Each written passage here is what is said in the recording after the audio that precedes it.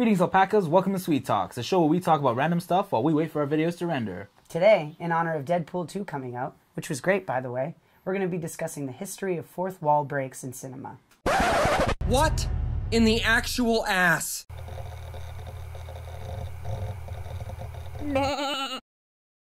Films, novels, and even video games have had a long history with the fourth wall and the idea of breaking through it in order to establish a new dynamic between the characters on screen and the audience.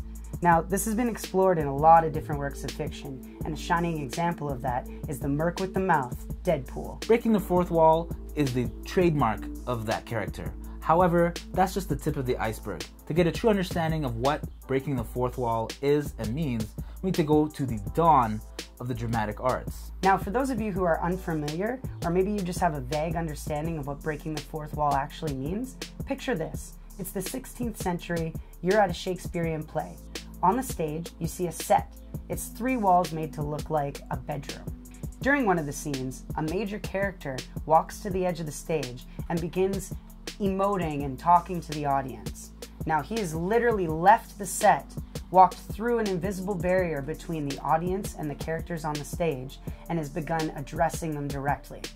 That's a fourth wall break, baby. The character would literally step outside the confines of the set and make it known to the audience that he was aware of their existence. At the time, this was pretty meta.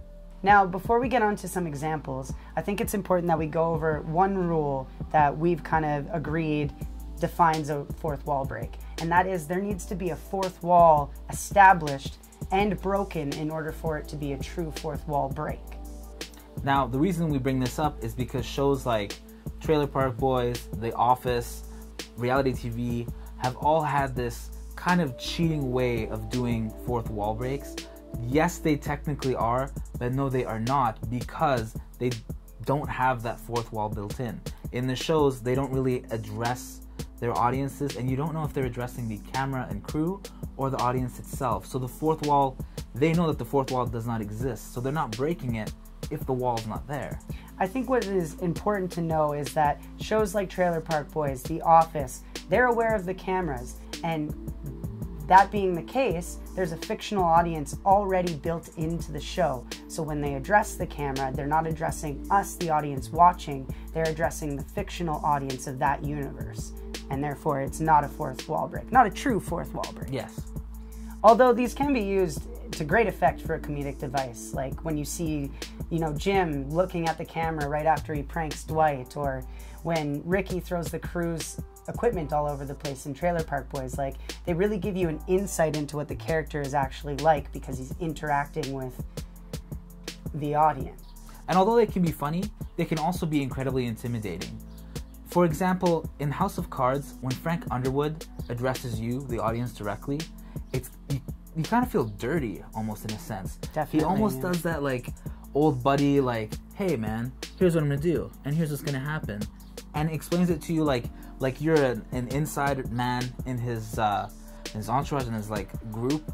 Now, the funny and ironic thing about that is that when he is breaking the fourth wall by removing the fiction that surrounds the whole show, he's somehow ironically pulling you in because you feel like you're getting this insider information on the world that's happening around him. It's even more chilling when his wife Claire joins in. Yep. And shares this long drawn-out glare into the camera.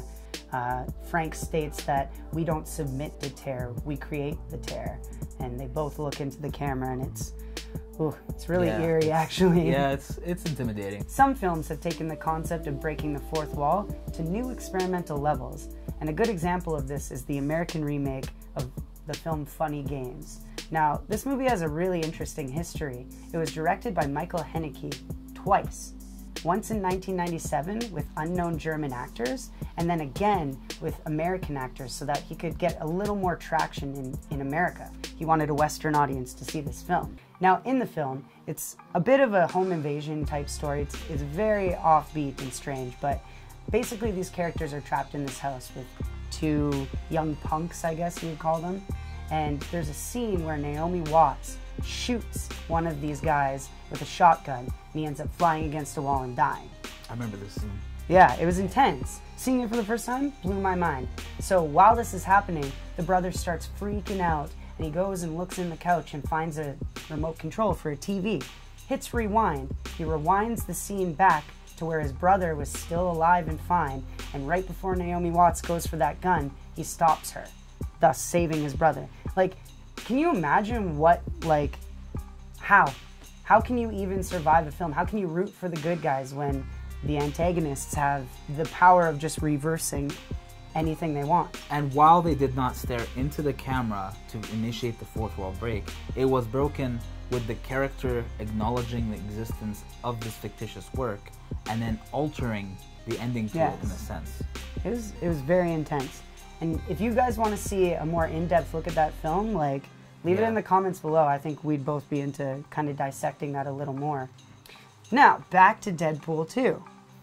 Yeah. It was awesome. All the fourth wall breaks were really good. One of my favorites was, and this is kind of not really a spoiler, he gets thrown through a window and there's a kid there and he ends up signing his box of cereal. And when he puts the cereal box down, the camera pans to it and you see that Deadpool has signed it Ryan Reynolds. It's great.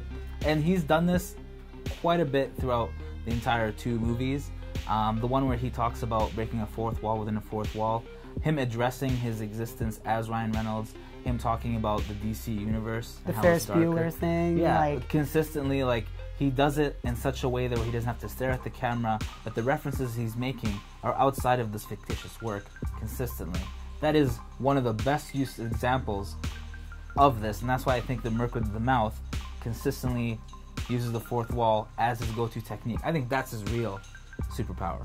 Well, and like even in the Deadpool video game that came out a couple years ago, like, the whole plot is he's just stoked that, you know, I get my own video game. And like, when we went to go see it, there was a trailer for Teen Titans Go to the Movies.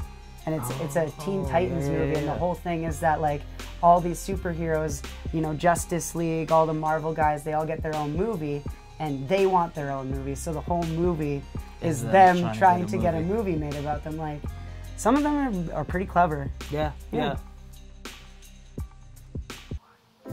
Thank you guys for watching this episode of Sweet Talks dedicated to the fourth wall break. Let us know in the comment section below which fourth wall break is your favorite, and we'll see you next time.